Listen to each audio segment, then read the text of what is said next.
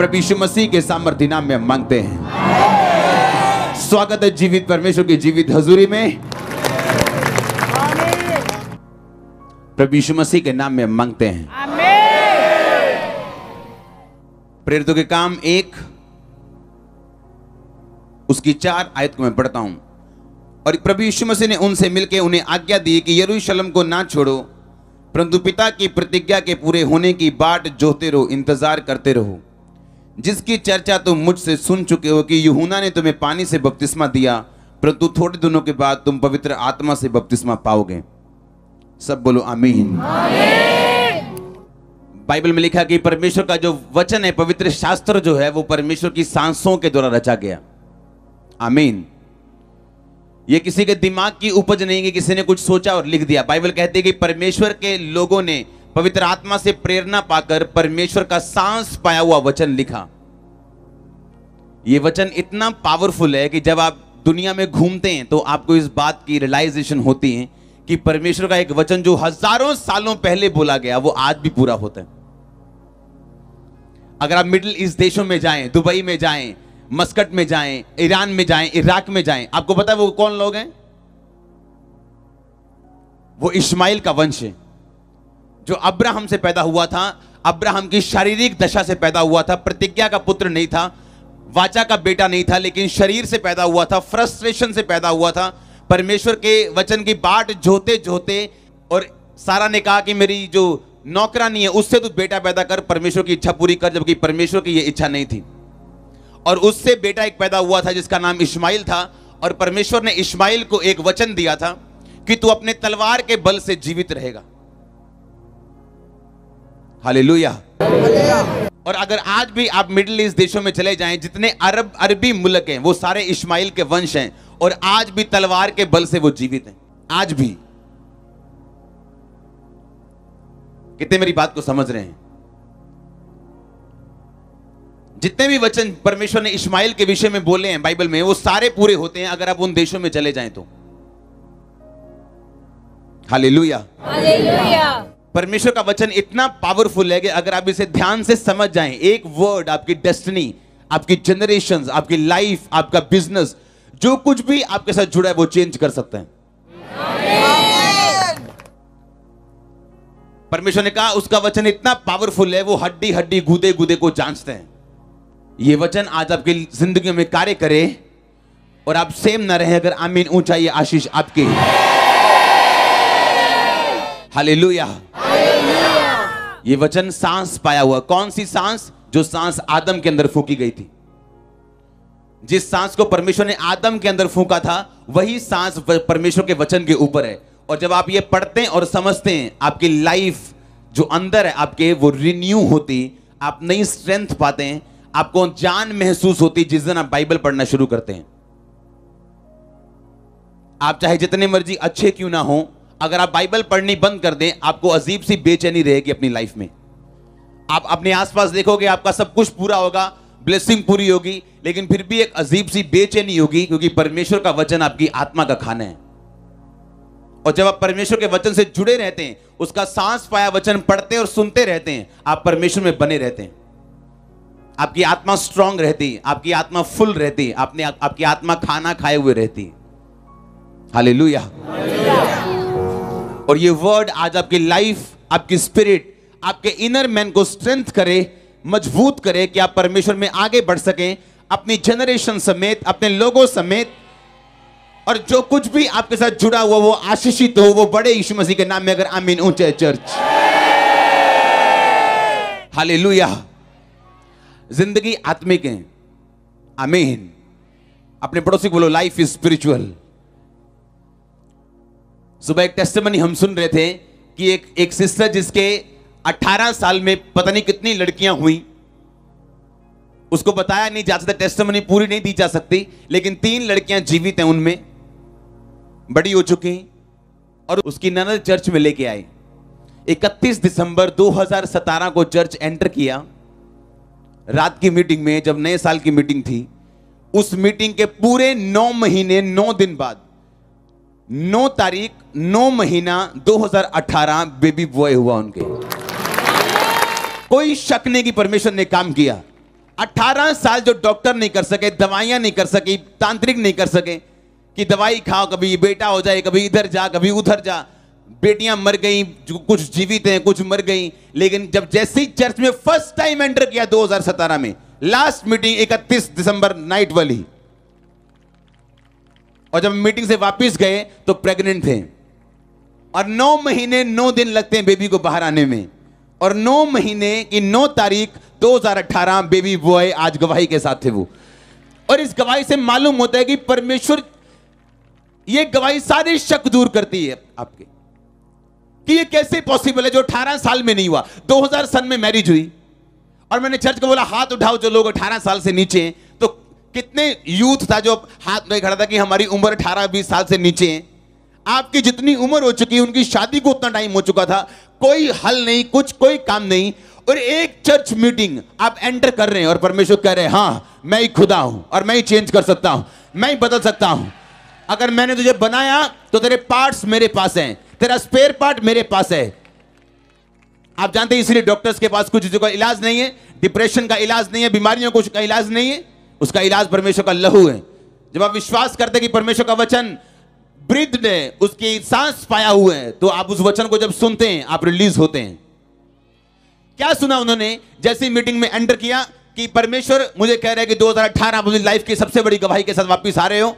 आमीन बोला, घर गए तो प्रेग्नेंट थे, और बेबी बॉय जो कभी नहीं हुआ था 18 साल में। पता नहीं कितनी लड़कियां हो गई।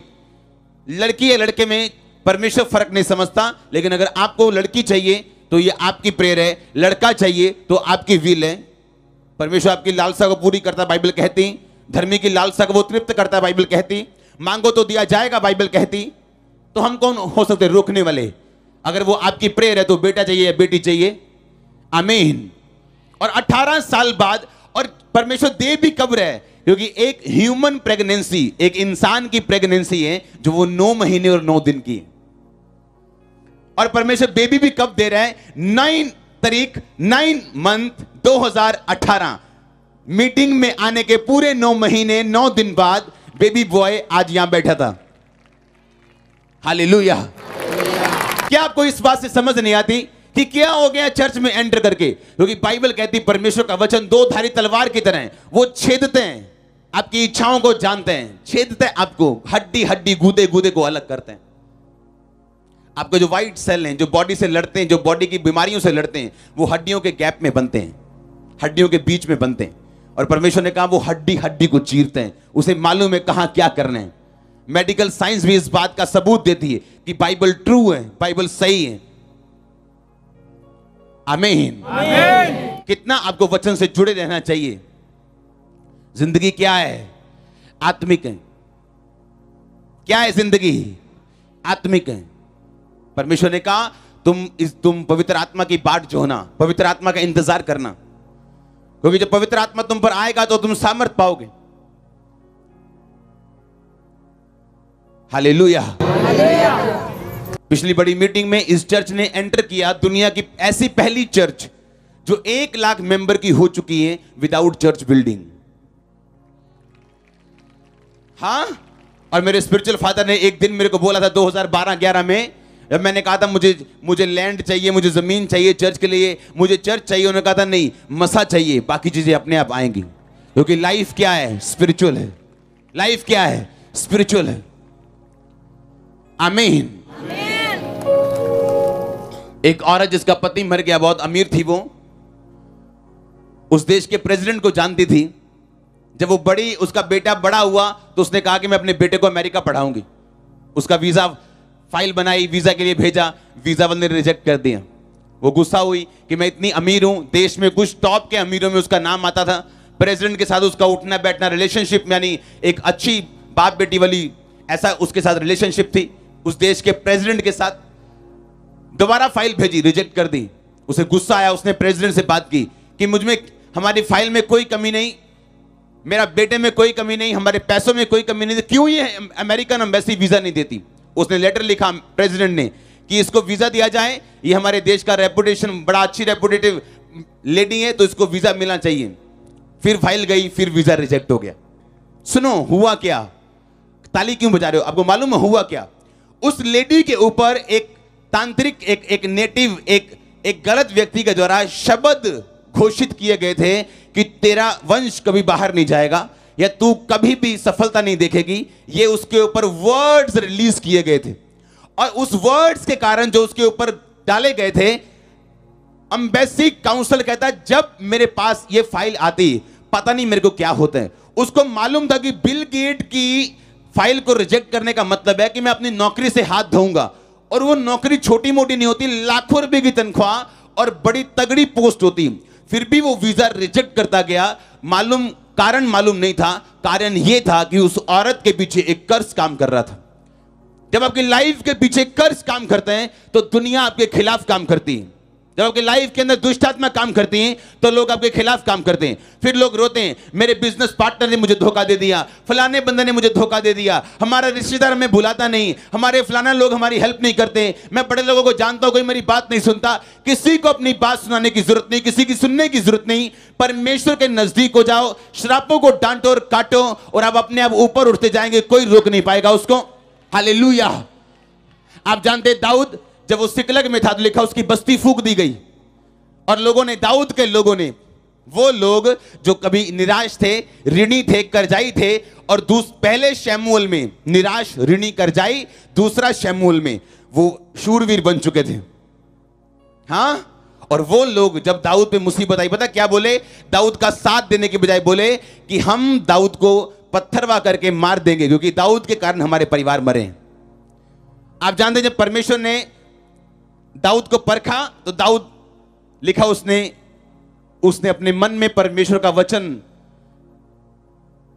सोचा, बोला और हियाव बांधा। लूका 15 में लिखा जब उड़ाऊ पुत्र भाग गया था, और लिखा जब वो अपने आपे में आया सब कुछ गवा के, कहता आई विल अराइज, मैं खुद उठूंगा और अपने पिता के पास जाऊंगा। बाइबल कहती हर एक व्यक्ति अपना बोझ स्वयं उठाएगा। हर व्यक्ति अपना बोझ स्वयं उठाएगा, खुद उठाएगा। बाइबल ये कहती है जब आप ये बात समझ जाते हैं कि लाइफ इज स्पिरिचुअल, जिंदगी क्या है?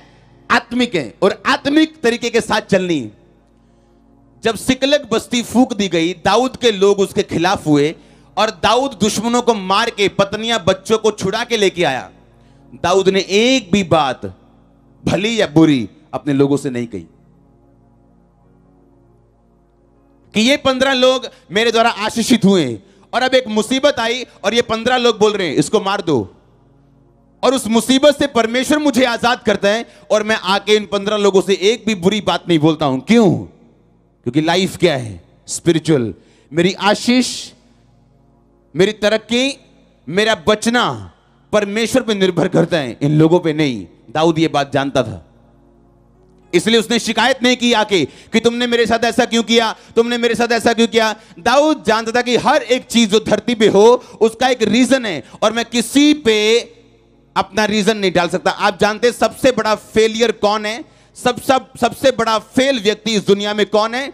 जिसके पास अपना फेलियर बताने का कारण हो कि उस व्यक्ति की वजह से मैं फेल हो गया, ये भाइयों की वजह से मैं फेल हो गया, ये इसकी वजह से ये 2 लोगों ने मुझे निकलवा दिया, ये 4 लोगों ने मुझे फेल करवा दिया। No no no no no. अगर आपके पास आपके फेलियर का कारण है तो आप सबसे बड़े फेलियर हैं, क्योंकि जो सचमुच का फेल है वो दूसरों पे इल्जाम लगाएगा, इसके कारण मैं फेल हूं। दाऊद ने एक भी बार उनको बोला नहीं कि तुम वही लोग हो जो मेरे द्वारा आशीषित हुए हो, आज तुम मुझे मारने की चर्चा कर रहे हो। दाऊद गलत लड़ाई में पड़ना नहीं चाहता था। आपको मालूम है आपका हस्बैंड दारू पीता है और आप रोज उससे लड़ रहे हो, क्यों पीते हो दारू, क्यों पीते हो दारू? वो बोला पीनी है, तेरी ऐसी की तैसी, ले थप्पड़, ये ले लात घूसा, चल भी तलाक तक नौबत। क्यों? क्योंकि आप नहीं जानते लाइफ क्या है, स्पिरिचुअल। आपको मालूम है आपने 1 बार समझाया, 2 बार समझाया, 3 बार समझाया, आपको मालूम है कि ये चीज जो है ये शारीरिक नहीं, आमीन, मानसिक नहीं, क्या है? आत्मिक है। इसके पीछे एक दुष्ट आत्मा है जो इसको दारू पीने के लिए भरमाती। तो कितने घंटे प्रेयर की आपने? हां, लेकिन लड़ाई की। दाऊद ने लड़ाई नहीं की, उसने परमेश्वर के सामने जाना उचित समझा। हाँ या ना? किसके सामने गया वो? परमेश्वर के सामने दुहाई दी, प्रभु से मांगा और परमेश्वर ने छुड़ाया, क्योंकि जिंदगी क्या है? आत्मिक है। उसने कंप्लेंट नहीं की लोगों की, छूटने के बाद, जीतने के बाद भी लोगों को ताना नहीं मारा। जो आत्मिक व्यक्ति अपनी लाइफ को और तरीके से देखते हैं, जैसे आम लोग नहीं देख पाते। आमीन। आपके सामने वही आता है जो आप बोते हैं। इसलिए याकूब के सामने धोखा आया, क्योंकि वो धोखा बो के गया था। जिंदगी क्या है? बोलो अपने पड़ोसी को, आत्मिक है। जब आप इस सेंस को समझ जाते हैं कि जिंदगी आत्मिक है, आप उसी तरह से चलना शुरू करते हैं। आप प्रेयर बढ़ाते हैं, फास्टिंग बढ़ाते हैं, आप रीजन समझते हैं कि इस प्रॉब्लम का रीजन क्या है। तू बच, तेरा घराना बचाया जाएगा। आप बचते हैं, आपका घराना बचाया जाता है। आप चुंबक की तरह हैं, जितनी प्रेयर उतनी पावर, और उतने पावरफुल होंगे आप, और खींचेंगे ब्लेसिंग्स को, अपने परिवार के उद्धार को। आप खींचेंगे परमेश्वर की हर उस ब्लेसिंग को जो आपके लिए बनाई गई। जैसे आप पावरफुल चुंबक बनेंगे, मैग्नेट बनेंगे आप। आमीन। और शैतान चाहता आपकी पावर वो बनी ना रहे, आप गलत लड़ाई में चले जाएं। जिस दिन आप अपनी प्रॉब्लम का आत्मिक हल ढूंढ लेंगे, आप गवाही के साथ यहां खड़े होंगे बहुत जल्दी। लाइफ क्या है? ये हमेशा समझना है। क्योंकि जब याकूब के मामा ने कहा, लाबान ने, कि ये ले भाई काली बकरियां और काली भेड़ें और काले उनके हस्बैंड, और जितने बच्चे वाइट पैदा होंगे वो तेरी तनख्वाह। सीधा सीधा लूट रहा था उसको वो, या ना? अगर वो लड़ता तो ये लड़ाई उसके घर पे इफेक्ट करती, क्योंकि उसकी पत्नियां लाबान की क्या थी? बेटियां थी। अब उसे मालूम था कि अगर मैं लड़ूंगा शारीरिक रीति से तो शैतान काम करेगा मेरे परिवार में और सब कुछ चौपट हो जाएगा। उसने परमेश्वर से प्रार्थना की और काली भेड़, काली बकरियां, चित्तेदार और व्हाइट बच्चे जन्मने लगी। क्योंकि लाइफ क्या है? स्पिरिचुअल है। उसने स्पिरिचुअल हल क्या ढूंढा कि उसने जब भेड़ बकरियों को पानी पिलाता था वो, तो उसने छड़ियां छील के उनके सामने रख दी। अगर वो चित्तेदार बच्चे चाहता था, वो छड़ियां छील के चित्तेदार बना के उनके सामने रखता था। जब वो पानी पीने आती थी, उन छड़ियां जो छीली हुई होती थी उनको देख के गर्भवती होती थी, तो वैसे ही बच्चे जन्म देती थी। कितने मेरी बात को समझ रहे हैं? अगर वो लड़ता तो मरता, अगर वो शारीरिक रीति से अपना हल ढूंढने की कोशिश करता तो कभी ना पहुंच पाता। क्योंकि लाइफ क्या है? स्पिरिचुअल है। आपका हल भी क्या है? स्पिरिचुअल है। आमीन। परमेश्वर आपकी बुद्धि को खोले। आमीन। छोटा चर्च आपकी आईज ओपन करे। अगर आमीन ऊंचा चर्च। हालेलुया। जिंदगी क्या है? अपने पड़ोसी को बोलो, क्या है लाइफ? स्पिरिचुअल है। लाइफ क्या है? जिंदगी क्या है? आत्मिक है। आमीन। आपको समझना है ये चीज कि दानियेल ने जब प्रार्थना की तो एक स्वर्गदूत प्रार्थना का उत्तर लेके नीचे आता है और रास्ते में शैतान का दूत उसको रोक के खड़ा होता है। क्योंकि लाइफ क्या है? स्पिरिचुअल। जिस दिन स्पिरिचुअल हल आप ढूंढ लेंगे बाइबल से, वचन से, आत्मा से, उस दिन आप यहां खड़े होंगे। मैं फिर से कह रहा हूं, अपने लाइफ के बिगेस्ट टेस्टिमनी के साथ वापस आ रहे हो आप। मैंने कहा अपनी लाइफ की बिगेस्ट, सबसे बड़ी गवाही के साथ वापस आ रहे हो आप। आमीन। क्योंकि जिंदगी क्या है? आत्मिक है। क्या है जिंदगी? आत्मिक है। आमीन। कि जब एक व्यक्ति के ऊपर एक कर्ज काम कर रहा हो, शैतान उसके पीछे हो, तो उसका पैसा भी उसको वीजा नहीं दे सकता। उसका एफर्ट जो है वो फ्रूटफुल नहीं, जो वो कर रहा है वो फलदार नहीं, और उसे कारण समझ नहीं आता कि मैं इंटेलिजेंट हूं, मेरे पास सब कुछ है, लेकिन वो नहीं है जो लोगों के पास है। क्योंकि लाइफ क्या है? स्पिरिचुअल। और लाइफ आपको वो देती है जिसके लिए आप फाइट करते हो। जो आप डिजर्व करते हो आपको कभी नहीं मिलता। जो आप डिजर्व करते हो शैतान आपको लेने नहीं देता। आप बोलते नहीं ये मेरा हिस्सा नहीं, ये मैं डिजर्व नहीं करता, मैं कुछ हाई डिजर्व करता हूं। लेकिन परमेश्वर आपको वही देता है जिसके लिए आप फाइट करते हो। जो आप डिजर्व करते हो आपको नहीं मिलेगा, जिसके लिए आप फाइट करोगे आपको मिलेगा। फाइट का आत्मा एंटर करे आपकी लाइफ के अंदर, फाइटिंग स्पिरिट एंटर करे आपकी लाइफ के अंदर। अगर आप मीनू चाहे चर्च, अपने पड़ोसी को बोलो आपको वही मिलता है जिसके लिए आप फाइट करते हैं। फाइट कर अपने परिवार के लिए, अपने लिए, और जीत यीशु मसीह के नाम में, यीशु मसीह के नाम में। आमीन। ऊंचा आशीष, ऊंची चर्च। हालेलुया। जैसे जैसे आत्मा की गर्मी बढ़ती जाएगी आप अच्छे और बड़े चुंबक बनते जाएंगे। किसी पे कंप्लेंट करने की जरूरत नहीं, क्योंकि आपका गिरना या उठना सिर्फ आपकी स्पिरिचुअल लाइफ के ऊपर डिपेंड करते हैं। आप कैसे समझते हैं बाइबल को और आत्मिक जिंदगी को, ये उस चीज पे डिपेंड करते हैं। आमीन। जब मैं लोगों से बात करता हूं उनके पास फेलियर का कोई ना कोई कारण है। मेरे लोगों ने मुझे धोखा दे दिया और मेरी चर्च तोड़ दी। नो, कोई आपकी चर्च तोड़ नहीं सकता। लाख आए लाख जाएं, आप ऐसे खड़े रहेंगे चट्टान की तरह। 1% आपको फर्क नहीं पड़ेगा। मैं कह रहा हूं 0.5% आपको फर्क नहीं पड़ता। मैं रियल कह रहा हूं, लेकिन आपको 100% फर्क पड़ता है अगर आप स्पिरिचुअल डाउन हो जाएं तो। हालेलुया। फिर आप जो मर्जी बोलते रहे, करते रहे, आपका फल नहीं आता।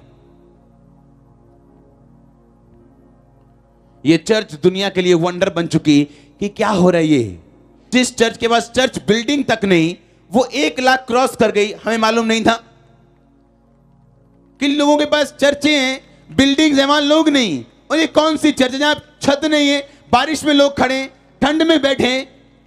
क्या हो रहा है ये? लाइफ क्या है? आत्मिक है। लाइफ क्या है? स्पिरिचुअल है। वो जिंदगी आत्मिक है। वो जब आप समझ जाते हैं इस चीज को, आपका हल होता है।